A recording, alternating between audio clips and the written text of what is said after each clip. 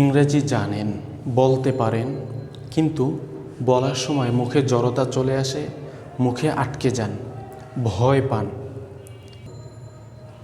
3টা tips follow করেন, সব কিছু দূর হয়ে যাবে। এটা একটি প্র্যাকটিক্যাল বিষয়, এটাকে বলে মিরর প্র্যাকটিস। আপনার মুখের জড়তা, মনের ভয় দূর করার জন্য সবচেয়ে বড় যে বিষয়টি সেটি হচ্ছে আয়নার সামনে অথবা সামনে একটি মোবাইল সেট করে আপনি যা বলতে চান সেটাকে ভিডিও করুন অথবা রেকর্ড করুন। এই রেকর্ড করার পরে দ্বিতীয় যে বিষয়টি সেটা হচ্ছে নিজে শুনুন।